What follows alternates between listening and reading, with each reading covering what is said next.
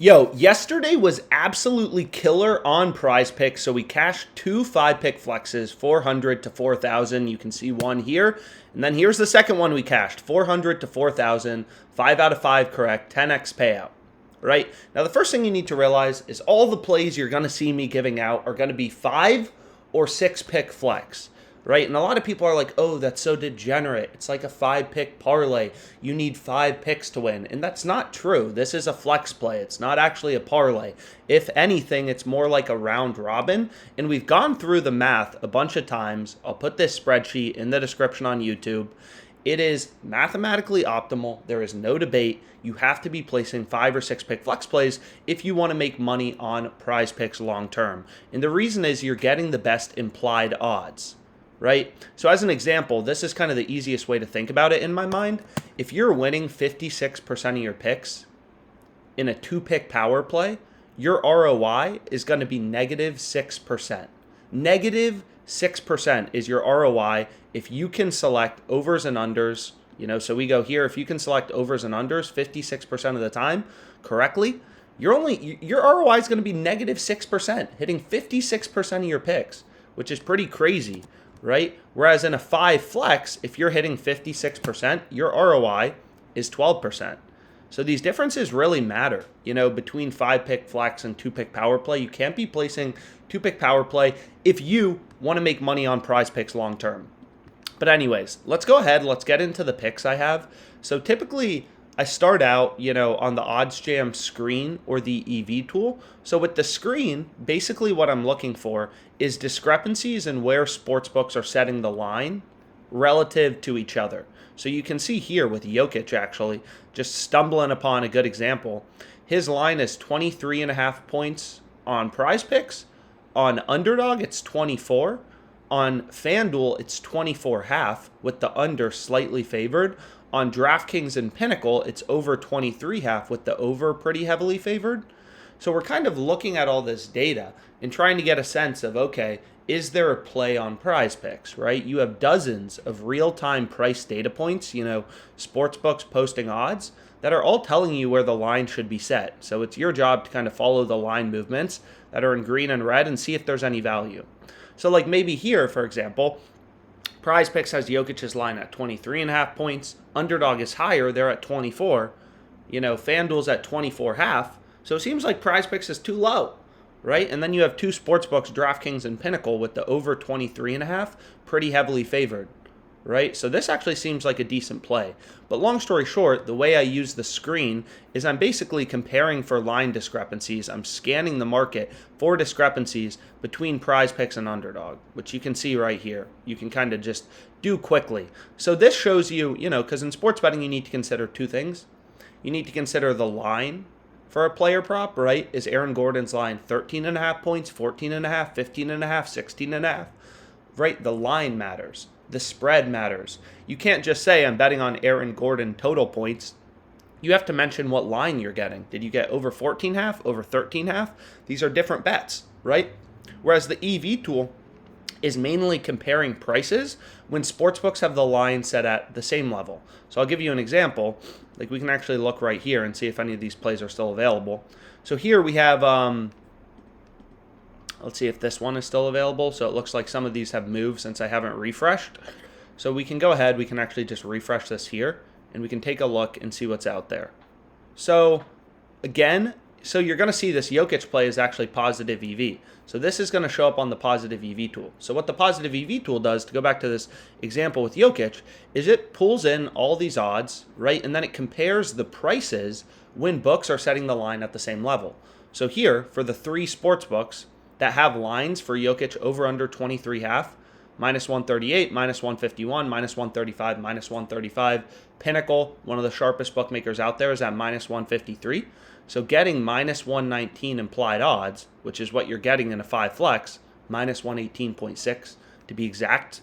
So you're getting minus 119 odds. So considering all of the sports books have the over heavily favored, getting minus 119 on PrizePicks seems like pretty dang good value. Right? So that's kind of the way you use this screen. And again, you can kind of add filters. So right now, for example, this is looking at 11 different sports books, right? For min-max odds, typically the only setting I put is putting 190 here. And it's saying, okay, out of all the plays in the market, what OddsJam does is it goes to PrizePicks, and it scans all these lines. It pulls in every single one of these lines, and it's going to put a minus 119. So if I go down to a PrizePicks play, it's going to put a minus 119 for a 5 or a 6 flex. That's the implied odds you're getting. And a minus 137 for a 2-pick power play. So you never want to be playing 2-pick power plays, right? You're getting a lot worse odds. You got to be going with the 5 or 6 flex. So basically, OddsJam is just scanning the market, right? It's a perfect platform. So I bet this earlier, Japan minus 165 on Bovada. You can see now they're down to minus 210. So that really shows you the power of data and sports betting. But again, all OddsJam is doing is it's going through all these different sports books, right? So I'm not sure if there's no hockey today. But if we go here to, let's find some random game. It's simply pulling in all these lines and then comparing it to other sports books, right? Which is why OddsJam's an amazing platform. There's no BS. It's all data, right? So here, JP Paguas over 11.5 points. You don't have to know who this guy is. It's plus 132 for over 11.5 points on FanDuel. No other sportsbook giving you better than plus 110. Pinnacle has this minus 116. Seems like pretty good value. Enough value to beat the VIG and have an edge, right?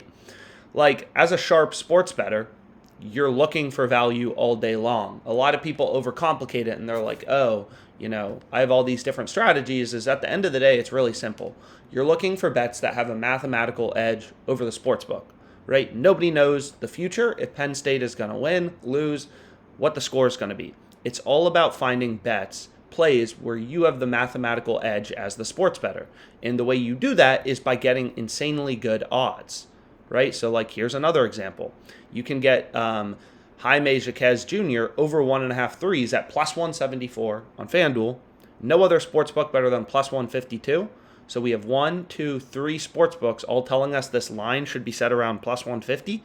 And then FanDuel is an outlier giving us this line at plus 174. So that seems like a great play.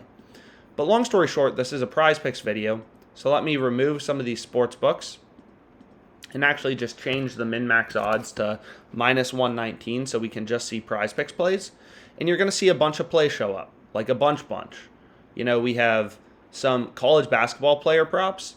So this is the tool after the screen, right? So the screen I'm scanning for where do books have the line set at different levels. Maybe PrizePicks has Jokic's line at 23.5. All the books are at 24.5, so we know PrizePicks is too low, right? Whereas what the EV tool does is it compares prices between sports books and then PrizePicks, right? So OddsJam is pulling in PrizePicks lines. We know every pick in a 5 flex equals minus 119 odds. So OddsJam is pulling in all these odds and then showing you where the value is, right? So here, Jeremy Roach over 2.5 assists is really good value on PrizePicks. DraftKings has this minus 150. BetOnline minus 135. Bovada minus 150. We're getting minus 119 in a 5 flex. Really clear value on PrizePicks. So that would be a play we want to go with. But again, you can't bet college basketball player props in every location. So I'm currently in New York. I can't bet on college basketball player props. But basically, all you want to do with this tool is find 5 of these picks that you can play. So if you can play college basketball, you have more opportunity, especially during March Madness. But just find 5 of these picks, right? So if you don't have college basketball, what we can do is just filter that out in our settings. So we can go here, remove college basketball, and it's like 1, 2, 3, 4. That's a PrizePicks competitor. So I recommend you sign up for them as well. But here you can see 5 picks, right?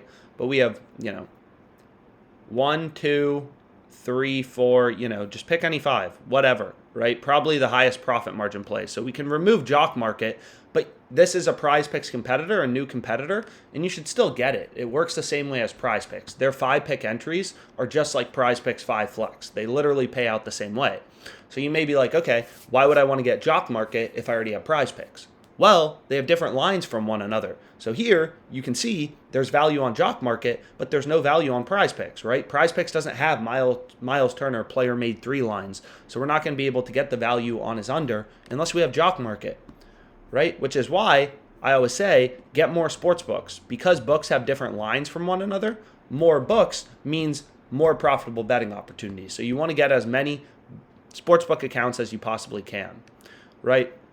So typically, if I'm using the EV tool, it's the easiest tool on OddsJam to use. Just take the top 5 bets, 1, 2, 3, 4, 5, and then you're good to go.